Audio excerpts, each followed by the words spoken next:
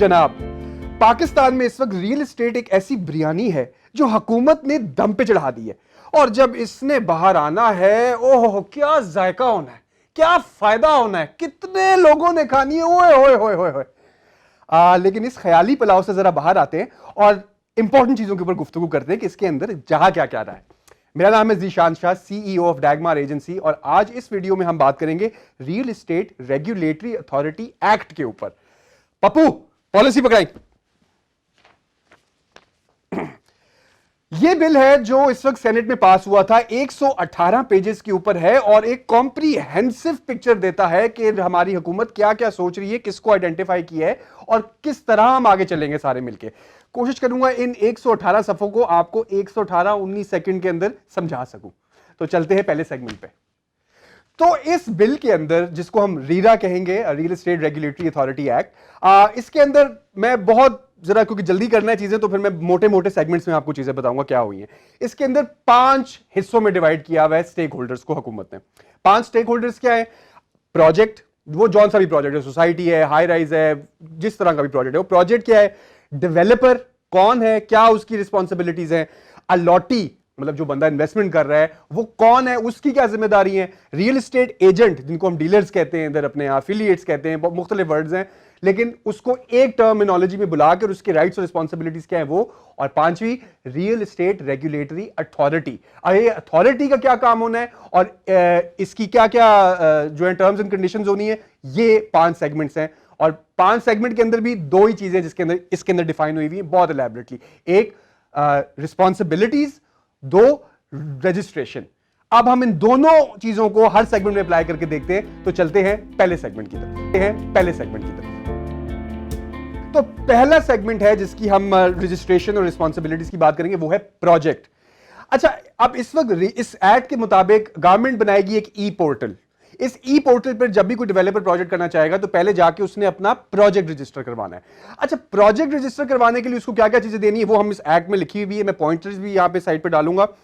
Project की जमीन, ठीक है, सबसे इंपॉर्टेंट बात तो वही होती है कि जमीन आपके नाम पर है, किसके नाम पर है, कितनी है, प्रोजेक्ट कितनी जमीन पे प्लान होया हुआ है, प्रोजेक्ट के जो जो अप्रूवल डॉक्यूमेंट्स आपको मिल चुके हैं उसकी कॉपी दें आप हमें। इमेज भी हम इस पोर्टल के ऊपर अपलोड करेंगे। इस प्रोजेक्ट की जो टीम होगी उसकी डिटेल्स दें, उनकी पिक्चर्स दें, उनके नाम नंबर दें, उनके पास्ट एक्सपीरियंसेस दें। इस प्रोजेक्ट के अंदर कितने यूनिट्स हैं, आपने कमर्शियल बनाया हुआ है, आपने रेजिडेंशियल बनाया हुआ है, आपने इंडस्ट्रियल बनाया हुआ है, ऑफिसेज होंगे, जो तमाम चीजें प्रोजेक्ट के हवाले से हो सकती है वो सबसे पहले आपको रजिस्टर करवानी है इस ई पोर्टल के ऊपर। अब इसका फायदा क्या होगा आपको? जाहिर है पहले हमें खज्जल होना पड़ता है, जाके डेवलपर से पूछना पड़ता है, डीलरों से पूछना पड़ता है, फिर खुद जाके हुकूमती इदारों से वेट करते हैं जाके, यार ये हमें डॉक्यूमेंट दिया है इस डेवलपर ने, क्या ये लेजिटिमेट है। तो ये तमाम मसले मसाइल खत्म हो जाएंगे। एक ई पोर्टल होगा जो हुकूमत हमारी कह रही होगी कि ये हम वेट कर रहे हैं, हम जिम्मेदार हैं। इस पोर्टल के ऊपर अगर कोई चीज आपको नजर आ रही है तो उसकी हमने अप्रूवल दी हुई है और हमने सारी ड्यू डिलिजेंस पूरी करके इस पोर्टल के ऊपर लाके इस प्रोजेक्ट को रखा है। तो ये है सबसे पहला हमारा प्रोजेक्ट की रजिस्ट्रेशन। अब चलते हैं अगले सेगमेंट पे। सेकंड सेगमेंट है हमारा डेवलपर। अब वो भाई हजरात हमारे, या वो इंडिविजुअल हो या कंपनी हो या फिर पार्टनरशिप हो, जिस भी तरीके की हो, डेवलपर की डेफिनेशन इस एक्ट में आ गई फाइनली कि भाई वो कौन है, डेवलपर का काम क्या है और उस डेवलपर ने काम कैसे करना है। पिछले सेगमेंट में आपको बताया कि ई पोर्टल होगा हमारी इस गवर्नमेंट का, ये रीरा का, जिसके अंदर सब कुछ प्रोजेक्ट आ गया हमारा, ठीक है। अब रजिस्ट्रेशन है हमारे डेवलपर साहब की, उसने अपने बारे में सारी इंफॉर्मेशन क्रेडिबली बतानी है। अब वो अगर कंपनी है तो SECP में रजिस्टर्ड है, FBR के अगेंस्ट वो रजिस्टर्ड है एज अ सिंगल पर्पस के भाई वो डेवलपमेंट करेगा, वो हाउसिंग बनाएगा, जो भी करेगा, और ये डॉक्यूमेंट्स इसके पोर्टल पर अपलोड होंगे, वेरीफाई होंगे और आप इस पोर्टल पर जाके इस डेवलपर की हिस्ट्री देख सकेंगे। अगेन जो सबसे बड़ी चीज है जो आज तक नहीं हुई वो ये कि ये गवर्नमेंट हमारी वेट करके अप्रूव करके इस पोर्टल के ऊपर रख रही है। अच्छा, अब इसमें डेवलपर की रिस्पॉन्सिबिलिटीज एक बाकायदा तौर पर डिफाइन की गई है जिसका बहुत फायदा होगा हमारे इन्वेस्टर्स को, और ये डेवलपर के लिए भी अच्छी बात है, सॉलिड डेवलपमेंट बनती है। क्या क्या है वो चीजें? सबसे पहली, हमने अक्सर एक देखा है एग्रीमेंट में, वो सेल्स एग्रीमेंट के अंदर क्लॉज होती है कि ये डिजाइन चेंज हो सकता है, और शायद हमारे कुछ इन्वेस्टर्स ऐसे भी हैं जिन्होंने ये शायद फेस किया हो, नुकसान तो नहीं हुआ होगा क्योंकि डेवलपर उनको अगर यूनिट बढ़ जाए बाद में तो वो आपको उसका अमाउंट भी देता है, कम हो जाए तो वो पैसे आपको सारे वापस भी देता है उस हिसाब से जो भी हिसाब बनता है। लेकिन इसमें हुकूमत ने कहा है कि भाई आप कोई चेंजेस नहीं कर सकते अपने प्रोजेक्ट में अनलेस एंड अनटिल आपके पास 2/3 ऑफ बायर्स की राइट हो। मतलब अगर मैंने खरीद लिया, मेरे ऐसे 4-5 दोस्तों ने खरीद लिया, तो अब हमारे पास एटलीस्ट 3-4 लोगों का अप्रूवल चाहिए होगा कि भाई डेवलपर साहब आपने एक अप्रूव्ड नक्शा करवाया था हुकूमत से, आपके पास एक अप्रूव्ड प्रोजेक्ट था, हमने इसको देख के इन्वेस्टमेंट की थी, अब आप ये इतना मेजर चेंज नहीं कर सकते। तो जरा डिवाइड कर दी रिस्पॉन्सिबिलिटी और ऑफिशियली, क्योंकि जब डेवलपर ने इस पोर्टल के ऊपर अपनी रजिस्ट्रेशन करनी तो उसने सारे approved plan, sanction plans, building layout, ये सब इस पोर्टल के ऊपर डालना है और जाहिर है एज इन्वेस्टर्स हम सब वही देख रहे होंगे। अच्छा, इसके अलावा सॉरी मैं थोड़े से नोट्स देखूंगा क्योंकि बहुत टेक्निकल चीजें हैं। जो इंश्योरेंसेज है, इंश्योरेंस का कॉन्सेप्ट पहले नहीं था, टाइटल ऑफ लैंड के अगेंस्ट, मतलब जमीन की रजिस्ट्री के अगेंस्ट, और जो बिल्डिंग बननी है। आमतौर पर डेवलपर इंश्योरेंस या तो करवाते नहीं है या फिर ऑब्वियसली फुल पेमेंट पे अच्छी कवरेज नहीं लेते। अगेन इसका फायदा क्योंकि प्रोजेक्ट को होता है तो आपकी इन्वेस्टमेंट को भी होगा, कल को खुदा ना खास्ता प्रोजेक्ट बनने के बाद हो या बीच में हो जाए। अच्छा, दूसरा, अब ये बड़े मजे की बात है, पाकिस्तान में बड़े कम लोगों को पता है कि जो रियल एस्टेट डेवलपर्स हैं, स्पेशली जो हाई राइज बिल्डिंग्स होती हैं, मिक्स यूज, कमर्शियल या रेजिडेंशियल, इसमें जब यूनिट बिक गए, सारे आ गए अंदर, दुकानें ऑपरेट हो गई, अपार्टमेंट्स थे वो भी चल पड़े, अब जो उसकी पोस्ट मैनेजमेंट है, पोस्ट प्रोजेक्ट मैनेजमेंट, कि भाई इसकी सफाई कौन करेगा, इसका ख्याल कौन करेगा, इसके जो ये मसले मसाले होते हैं, एलिवेटर्स, यूटिलिटीज, रेनोवेशन, ये कौन करेगा। आमतौर पर बाहर जिधर दुनिया भर में स्टैंडर्ड प्रैक्टिस है वो ये है कि जब एक बार सारे यूनिट्स खरीद ले इन्वेस्टर्स एक बिल्डिंग के अंदर या प्रोजेक्ट के अंदर, तो जो डेवलपर है उसको अपना इस पूरा यूनिट लैंड को डिवाइड करना होता है उन यूनिट्स ओनर्स के अंदर, ठीक है, जिसको हम तरतीमा कहते हैं फेडरल बोर्ड ऑफ रेवेन्यू की टर्मिनोलॉजी के अंदर। तरतीमा जब लग जाए तो बेसिकली जो एक जमीन है उसके ऊपर इतने सारे यूनिट्स हैं, इतने सारे अपार्टमेंट्स हैं, उन सबको उनके इन्वेस्टमेंट के हिस्से के अगेंस्ट उतना उतना जमीन में हिस्सा मिलता है, रजिस्ट्री मिलती है। तो वो खाली हवा में एक चीज के ओनर नहीं होते, वो जमीन के अंदर उस प्रोपोर्शनल अमाउंट के ओनर्स होते हैं। अब क्योंकि वो ओनर्स हैं तो भाई उनका राइट है, रिस्पॉन्सिबिलिटी कि वो ख्याल करे इस बिल्डिंग का। तो डेवलपर को एक एसोसिएशन बनानी होती है और इस एसोसिएशन के ओनर्स होते हैं जो ये इन्वेस्टर्स होते हैं, ये फिर बैठ के डिसाइड करते हैं, इनकी बोर्ड ऑफ मीटिंग्स होती हैं, ये आपस में तरीकेकार बनाते हैं कि हम मंथली पैसे देंगे एसोसिएशन को और एसोसिएशन ख्याल करेगी बिल्डिंग का। डेवलपर यहां पे मोस्टली ये नहीं करते, वो नहीं देते एसोसिएशन को ये अपना प्रोजेक्ट का कंट्रोल, वो खुद बैठता है वहां पे। क्यों भाई, मैं अगर मुझे बिजली 10 रुपए का यूनिट मिल रहा है, सपोज मैं 12 रुपए का दूं, बुरा लगता है? नहीं, मैं तो करूंगा भाई। अगर मेंटेनेंस आगे मैंने करनी है, ठीक है, रेंटल वो जो मंथली मेंटेनेंस आती है वो मुझे आए, मैं आई मेक श्योर कि सफाई सारी हो रही है, ठीक है, स्टेक है डेवलपर का, लेकिन this is not the way to do it. International practice ये नहीं है। हमारी हुकूमत कहती है कि ये डेवलपर का राइट होगा। बिल्डिंग जब कंप्लीट हो गई, कंप्लीशन सर्टिफिकेट आ गया, अब आप एसोसिएशन बनाओ, उनको फॉर्मली हैंड ओवर करो और क्लियर टाइटल, बिल्डिंग जो आपने कमिट की हुई थी वो पूरी करके देनी है। नहीं की तो एसोसिएशन के बाद थोड़े टाइम के लिए, मुद्दत के लिए राइट होगा कि वो आपसे उसकी पेनल्टीज पूरी ले सके। इसी तरह के कुछ 2-3 और पॉइंट्स हैं जो मैं आपको पॉइंटर्स में लिख के भी बताता हूं। तो डेवलपर को उसकी राइट्स क्या है, उसकी रजिस्ट्रेशन कैसे होनी है पोर्टल पे, और उसने बाद में हैंड ओवर कैसे करना है प्रोजेक्ट अपनी एसोसिएशन को, ये सब कुछ एक बाकायदा तौर पर गवर्नमेंट ने रूल्स बनाए हैं इस डॉक्यूमेंट के अंदर। चलते हैं अगले सेगमेंट। अगला सेगमेंट जो हमारा इन्होंने गवर्नमेंट ने इंट्रोड्यूस करवाया है इस रीरा एक्ट के अंदर, वो है रियल एस्टेट एजेंट्स। अच्छा, बाहर कॉमन प्रैक्टिस ये है कि जिसको हम रियल्टर कहते हैं बाहर की जुबान में, ये कीवर्ड है डीलर के लिए। रियल्टर कोई भी किसी भी बंदे को ना इंफॉर्मेशन लीगली दे सकता है, ना कोई प्रॉपर्टी की ट्रांजैक्शन किसी के थ्रू करवा सकता है अनटिल एंड अनलेस उसके पास लाइसेंस हो, और वो लाइसेंस रजिस्टर्ड होता है गवर्नमेंट, जो प्रोविंशियल गवर्नमेंट या फेडरल गवर्नमेंट हो, और वो गवर्नमेंट मानती है कि ये बंदा जानता है इंडस्ट्री के बारे में, इसको लॉज एंड रेगुलेशंस का पता है, और ये बहुत सोच समझ के किसी इन्वेस्टर को इन्वेस्टमेंट करने का बताएगा। आज तक पाकिस्तान में डीलरों के ऊपर कोई किसी किस्म की रेगुलेशन नहीं थी। डीलर को ना हमने फॉर्मल सेक्टर में उस तरह से सोचा हुआ था या कोई टर्म्स एंड कंडीशंस बनाई हुई थी कि कैसे होगा। रीरा के अंदर अब हर एजेंट को भी जिस तरह डेवलपर रजिस्टर होगा पोर्टल के ऊपर, जिस तरह प्रोजेक्ट रजिस्टर होगा पोर्टल के ऊपर, उस तरह एक डीलर भी रजिस्टर होगा पोर्टल के ऊपर।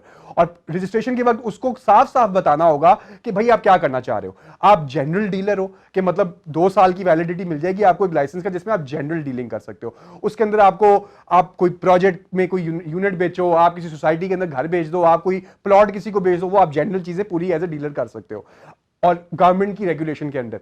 दूसरा, अगर आप किसी स्पेसिफिक प्रोजेक्ट के लिए डीलरशिप कर रहे हो या किसी स्पेसिफिक प्रोजेक्ट की मार्केटिंग कर रहे हो, तो वो सिंगल प्रोजेक्ट रजिस्ट्रेशन होगी एज ए डीलर। आप उस प्रोजेक्ट की भी डिटेल्स बताएंगे, आप अपनी भी डिटेल सारी उसके ऊपर देंगे और आप एक फॉर्मली रजिस्टर्ड रियल्टर बनेंगे हमारे पोर्टल के ऊपर। तो कल को अगर आपके पास भी कोई, आप अगर इन्वेस्टर हैं और आपके पास कोई डीलर ऐसे आता है और वो कहता है कि हाँ सॉलिड इन्वेस्टमेंट है, इन्वेस्टमेंट जरूर उसकी सॉलिड होगी, लेकिन इसको मेक श्योर आप कर सकेंगे गवर्नमेंट के पोर्टल पे जाके कि यार ये डीलर भी सॉलिड है, इसने अपनी बैकग्राउंड, इसने सारा कुछ अपना ओपनली डिक्लेयर किया हुआ है। जब ये करेंगे रेगुलेशन बेहतर होगी, ट्रांसपेरेंसी बेहतर होगी और ओवरऑल भी आई फील, ये मेरा अपना पर्सनल ओपिनियन है कि इतनी रेगुलेशन के साथ हमारा सेक्टर भी इंप्रूव करेगा। ऑलरेडी थोड़ा सा आउट ऑफ टॉपिक है बट ऑलरेडी हम लोग देख रहे हैं कि इस वक्त डीसी रेट बन रहे हैं, एफबीआर रेट्स भी बन रहे हैं प्रॉपर्टीज की वैल्यूएशन के लिए। लेकिन हम इमरान खान, प्राइम मिनिस्टर इमरान खान का ऑब्वियसली विजन ये है कि हम आस्ता आस्ता मूव हुए टुवर्ड सेल्फ डिक्लेयर्ड वैल्यू के ऊपर।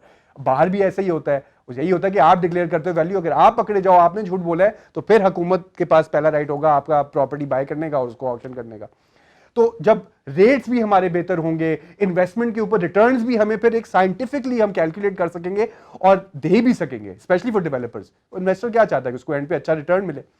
तो ये है हमारा सेगमेंट जिसमें रियल्टर भी एज ए रजिस्टर होगा। अच्छा, मजे की बात, रियल्टर एक बार जब रजिस्टर हो गया पोर्टल के ऊपर, ये परमानेंट नहीं होता।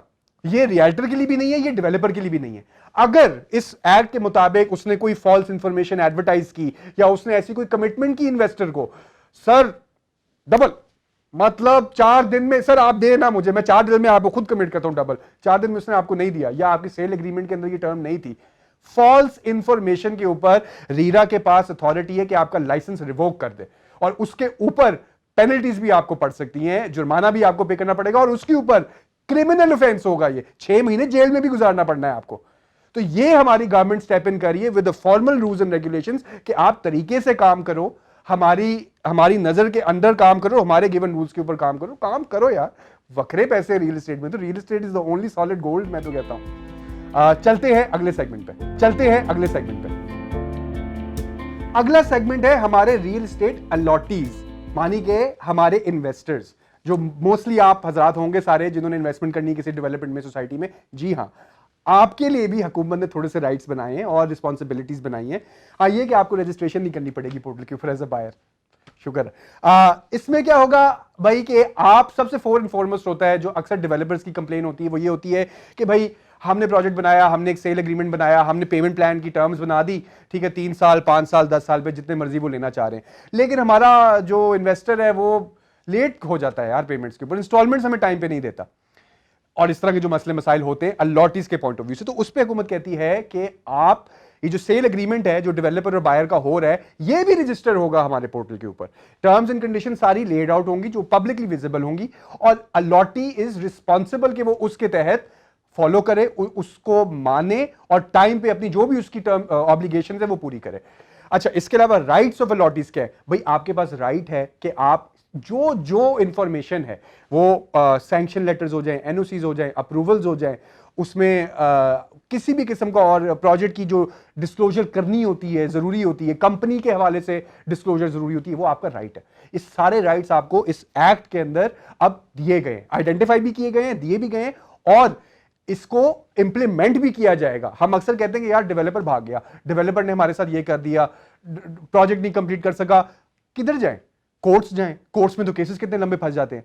रीरा के अंदर इन्होंने एक एपिलेट के लिए भी एक ट्रिब्यूनल एपिलेट बनाया है जिसके अंदर स्पेशली इस एक्ट के हिसाब से और रियल एस्टेट प्रोजेक्ट्स के हवाले से एक मतलब कह लें जरगा बैठेगा और आपको आपकी जो भी सोल्यूशन देनी है, अगर किसी के ऊपर इंटरेस्ट पेएबल है डिले पेमेंट के लिए या किसी ने प्रोजेक्ट डिले कर दिया डेवलपर के पॉइंट ऑफ व्यू से, तो आप हकदार होंगे उस पेनल्टी के लिए, उस पनिशमेंट के लिए जो जिसके ऊपर भी लायबल होगी। तो ये रीरा खाली आपके राइट्स नहीं बना रहा बल्कि राइट्स को इन्फोर्स करने के लिए एक पूरा एपिलेट ट्राइब्यूनल बना रहा है जो इस पे काम करेगा और आपकी प्रोटेक्शन करेगा, तो अगला सेगमेंट है रीरा का, रियल एस्टेट रेगुलेटरी अथॉरिटी, जो अथॉरिटी बनिस्बत खुद है। अच्छा, वो क्या कहते हैं, ये जो बेसिक हमारा एक्ट है कहता है कि इसके फंक्शंस क्या होंगे। मेजॉरिटी इसका फंक्शन ये है कि इसने फेडरल गवर्नमेंट को रिकमेंडेशंस देनी है और कुछ चीजों के ऊपर इन्फोर्सेबिलिटी भी करनी है। वो क्या क्या चीजें, सबसे पहली तो ये है कि भाई ग्रीवेंस रिड्रेसल, जिसको कहते हैं, ये जो मसले मसाइल हैं डेवलपर के बीच में, लॉटी के बीच में, और डेवलपर के बीच में और गवर्नमेंट के बीच में, मतलब अगर वो किसी वजह से अपने अप्रूवल प्लान्स के ऊपर नहीं बैठता, पूरा कंप्लीशन नहीं करता, तो इसकी ट्राइब्यूनल कैसे होगी, इसके ऊपर सजेशंस देने। सेकेंडली इन्होंने बनाना है कि ये एक बड़े मजे की चीज इंट्रोड्यूस करना चाह रहे हैं जिसको कह रहे हैं grading for developers and grading for projects. मतलब आसान लफ्जों में इसको अगर हम ऐसे सोचे बोले कि भाई अगर हम बोलते हैं कि ये शाहनवाज एसोसिएट प्राइवेट लिमिटेड है, A+ कैटेगरी का डेवलपर है, तो हमें अंदाजा हो जाएगा कि ये किस किस्म का ग्रेड डेवलपमेंट करेगा। प्रोजेक्ट की बात करते हैं तो प्रोजेक्ट A ग्रेड है, B ग्रेड है, C ग्रेड है। जब ग्रेडिंग डेवलपर और प्रोजेक्ट्स की बन जाएगी तो एक हमारी ओवरऑल इंडस्ट्री का एक एवरेज ग्रेड बनेगा। हम सबको अंदाजा हो जाएगा कि भाई किस किस्म का प्रोजेक्ट है जिसको A+ या A ग्रेड कैटेगरी मिलती है। उस कैटेगरी की जो जो रिक्वायरमेंट्स होती है हम एज इन्वेस्टर्स वो इन्फोर्स भी कर सकेंगे। फिर कल को हमने अगर इन्वेस्टमेंट करनी होगी तो हम जाके देखेंगे भाई रीरा के हिसाब से A ग्रेड कैटेगरी का डेवलपर कौन है और प्रोजेक्ट कौन सा है, तो फिर हम सोच सकते हैं कि अगर ये इस लेवल की करते हैं प्रोजेक्ट्स तो हम इन्वेस्टमेंट करते हुए घबराएंगे नहीं। तो इसकी सजेशंस बनानी है। थर्डली ये कहते हैं कि जो सजेशंस इन्होंने देनी है कि अफोर्डेबल हाउसिंग एक बहुत बड़ा मसला है पाकिस्तान का इस वक्त, हमारे लो मिडिल इनकम ग्रुप के लिए, इवन मिडिल इनकम ग्रुप के लिए भी, कि एक अपना घर बना सके और अफोर्डेबल तरीके से बना सके। इनको फाइनेंसिंग ऑप्शंस क्या मिलेंगी, इनके लिए डेवलपमेंट्स किस तरह की होगी, इसके ऊपर रिकमेंडेशंस उन्होंने फेडरल गवर्नमेंट को देनी है। इसके अलावा कंस्ट्रक्शन के ओवरऑल क्वालिटी किस तरह की होगी वो उस पर देनी है। इसके अलावा इन्होंने अगर कोई जमीन, मतलब फॉर एग्जांपल अगर ये अथॉरिटी है, ये अपना कोई जिसका नया पाकिस्तान हाउसिंग अथॉरिटी है, नया पाकिस्तान हाउसिंग डेवलपमेंट स्कीम्स हैं, अगर इन्होंने कोई लैंड लेनी है और उसके ऊपर कोई डेवलपमेंट करनी है, जेवी के साथ हो, प्राइवेट डेवलपर्स के साथ हो, उसके ऊपर सजेशंस देंगे अपने फेडरल गवर्नमेंट को। और इसके अलावा कुछ 2-3 पॉइंट्स और हैं जो मैं आपको इधर सामने स्क्रीन पे अभी दिखाता हूं। तो इसमें से एक और जो इंपॉर्टेंट पॉइंट है वो ये है कि डिजिटाइजेशन ऑफ लैंड रिकॉर्ड्स के ऊपर सजेशन देगी फेडरल गवर्नमेंट को। ये बहुत जरूरी चीज है पाकिस्तान में, क्योंकि हमारा अभी भी जो लैंड का डेटा है, लैंड की ट्रांसफर्स हैं, मतलब लैंड के हवाले से जो सारा हमारा डेटा है वो अभी भी मैन्युअल है, पटवारियों के पास है। और इसी वजह से शायद बैंक्स भी आजकल अगर मॉर्गेज के ऊपर घबराते हैं, मॉर्गेज फाइनेंसिंग के ऊपर घबराते हैं, तो वो इसलिए बिकॉज लैंड डॉक्यूमेंटेशन और लैंड टाइटलिंग एक बहुत कॉम्प्लिकेटेड और कॉम्प्लेक्स सिचुएशन है इस वक्त। इस एक्ट के अंदर इन्होंने रिस्पॉन्सिबिलिटी ली है कि भाई हम एक सिस्टम डेवलप करेंगे जिसमें हम लैंड रिकॉर्ड्स को डिजिटाइज कर सकते हैं, और वो डिजिटाइजेशन पब्लिकली अवेलेबल होगी कि कोई भी इंस्टीट्यूशन या इंडिविजुअल देखना चाहे उसको एक आराम से ऑनलाइन एक्सेसिबल डेटा मिल जाए, जो पता हो उसको कि यार ये हुकूमत कह रही है कि सॉलिड है, ये हम मान रहे हैं इसको, और ये हमारी तरफ से ही दी गई और वेटेड है। इसके ऊपर सजेशन देगी। और इसके अलावा मतलब जो भी मसले मसाइल है उनको हल करने के लिए और एक ओवरऑल एजेंसी है या एक ओवरऑल अथॉरिटी है हमारी गवर्नमेंट की अब पाकिस्तान में, जो रियल एस्टेट सेक्टर को ओवरऑल सोचेगी कि इसको एज अ सेक्टर हम कैसे बेहतर कर सकते हैं, कैसे इंप्रूव कर सकते हैं, कैसे लोगों तक पहुंचा सकते हैं। और ऑब्वियसली कल को फिर इसका फायदा खाली हमें लोकल नहीं होगा, ओवरसीज पाकिस्तानीज हैं उनको कॉन्फिडेंस मिलेगा कि यार हाँ, एक गवर्नमेंट का अदारा है जो बाकायदा तौर पर हमारे रियल एस्टेट सेक्टर को देख रहा है, बेहतर करने की कोशिश कर रहा है और वेट भी कर रहा है। गवर्नमेंट वेट करेगी, कॉन्फिडेंस बेहतर होगा, इन्वेस्टमेंट ज्यादा बेहतर आएगी, बाहर से भी अंदर से भी। और इवन जो हमारे इंटरनेशनल इन्वेस्टर्स हैं भाई, जो अपनी पूरी रिसर्च करते हैं, डिलीजेंस करते हैं, उनको भी कॉन्फिडेंस मिलेगा। खाली पाकिस्तानी क्यों नहीं, जो बिजनेसमैन है वो तो देखता है कि किधर से पैसे बना सकता है। तो ये चीजें बड़ी जरूरी होंगी। अच्छा, जो समिट अप इस रीरा, ये जो अथॉरिटी है हमारी रियल एस्टेट रेगुलेटरी अथॉरिटी जो बनेगी, वो बहुत बेसिक अल्फाज में अगर मैं बोलूंगा, वो बोलेंगे भाई वो आपको एक वेब पोर्टल बना के दे रहे हैं जिनका काम होना है कि उन्होंने रेगुलेट करना है हमारे डेवलपर्स को, उन्होंने रेगुलेट करना है हमारे डीलर्स को, ये रियल एस्टेट एफिलिएट्स और रियल्टर्स को, और हमारे अलॉटीज को भी उनके राइट्स बताने और उनको प्रोटेक्ट करना है। उन्होंने डेटा इकट्ठी करनी है एक जगह के ऊपर, एक वेब पोर्टल के ऊपर उन्होंने ये तमाम डेटा अपलोड करनी है और आपके लिए एक्सेसिबल करनी है। ये अपनी अपनी जो भी जिस भी इदारे के अप्रूव डॉक्यूमेंट्स होते हैं, एनओसीज होती हैं, कंप्लायंसेस होती है, डेवलपर की हिस्ट्री होती है, डीलर की हिस्ट्री होती है, प्रोजेक्ट की डिटेल्स होती है, फीजिबिलिटीज होती है, सेल एग्रीमेंट होता है, ये तमाम डिटेल्स जो किसी रियल एस्टेट इन्वेस्टमेंट प्रोजेक्ट के अंदर होती हैं, ये सब इस पोर्टल के ऊपर होंगी। तो एक ये बड़ा अच्छा भरपूर किस्म का पोर्टल होगा जो पब्लिकली अवेलेबल होगा। आप एक लिंक, एक यूआरएल डाल के जाके देख सकेंगे कि भाई कौन है, क्या कर रहा है, किधर हो रहा है और हुकूमत ने क्या कुछ अप्रूव किया हुआ है, कितनी सॉलिड डेवलपमेंट है ये। अभी ये पॉसिबल नहीं है ना। अभी हम क्या करते हैं, हमें बहुत मुख्तलिफ अपने डीलरों के पास जाना पड़ता है, डेवलपर के ऑफिस जाना पड़ता है, खुद किसी इधर उधर इदारे के पास जाना पड़ता है वेरीफाई करने के लिए, फिर भी मुश्किल होता है, कोई आसान काम नहीं होता। ये आपकी वन स्टॉप सोल्यूशन होगी रियल एस्टेट की, जो अगर ये हो जाए। इसको ये लोग इस्लामाबाद, बल्कि इसको एक नाम भी इन्होंने अलग सा दिया जिसको कह रहे हैं ये इस्लामाबाद रेगुलेशन एक्ट। वो शायद इसलिए दिया इन्होंने क्योंकि ये फेज 1 में, ये मेरा ख्याल है, फेज 1 में ये इस्लामाबाद के अंदर ये अनाउंस कर रहे हैं इसको। ये ओवरऑल अभी नहीं होगा, फेजिंग में ये देखेंगे कि अभी इस्लामाबाद से बाहर प्रोविंशियल लेवल पर जाना है या फिर नेशनल लेवल पर जाना है। फिलहाल इसमें ये कहते हैं this act may be called the Islamabad real estate regulation and development act of 2018। ये पूरा एक्ट 118 पेजेस का अवेलेबल है ऑनलाइन। मैं भी लिंक पोस्ट कर दूंगा जिस पे आप पीडीएफ डाउनलोड कर सकते हैं। अगर आपने तसल्ली से ये पढ़ना है, समझना है, जरूर कीजिए, स्पेशली अगर आप एक रियल एस्टेट इन्वेस्टर हैं और आप इवन अगर आप डेवलपर हैं, इवन अगर आप एजेंट हैं, क्योंकि ये फ्यूचर है हमारी रियल एस्टेट इंडस्ट्री का और बहुत अच्छा फ्यूचर है, साइंटिफिक फ्यूचर है, रेगुलेटेड फ्यूचर है। और रेगुलेशन जहां पे आ जाए वहां पे आपका इन्वेस्टर सिक्योर होता है और ऑब्वियसली ओवरऑल आपकी डेवलपमेंट्स भी बेहतर होती हैं। तो शायद 118 सेकंड से तो मैं थोड़ा सा ऊपर ही हो गया हूँ शायद, लेकिन मैं उम्मीद करता हूँ कि मैंने आपको इस बिल की जो मोटी मोटी बातें हैं, इंपॉर्टेंट बातें हैं, वो क्लियर कर दी, समझा दी। इस रियल एस्टेट बिरयानी को हमने कैसे इंजॉय करना है, जाहिर है इसमें हम लोगों ने पहले देखनी कि क्या क्या चीज़ें ऐड हो रही हैं, ये हमारी डेवलपमेंट किस तरफ जा रही है, पॉलिसीज किस तरफ जा रही हैं। इन सब चीज़ों को मैं इसी चैनल के ऊपर आपके सामने अपने इस पर्सपेक्टिव के थ्रू लाता रहूँगा रेगुलरली। तो अगर आप देखना चाहते हैं तो सब्सक्राइब ज़रूर कीजिएगा, लाइक भी कर लीजिएगा। और मैसेज अगर आप ही कोई जानने वाले हैं रियल एस्टेट में इन्वेस्टमेंट करते हैं या इन्वेस्टर हैं, डीलर हैं, जो भी हैं, उन तक भी ये बात पहुंचाए। कॉम्प्लेक्स चीज़ों को सिंपली कॉम्प्रीहेंड करना भी एक ज़रूरी चीज़ होती है ताकि मोटी मोटी बात समझ आए। और ये थी आज की मोटी मोटी बात। थैंक यू, अल्लाह हाफिज़। आज की मोटी मोटी बात। थैंक यू, अल्लाह हाफिज़।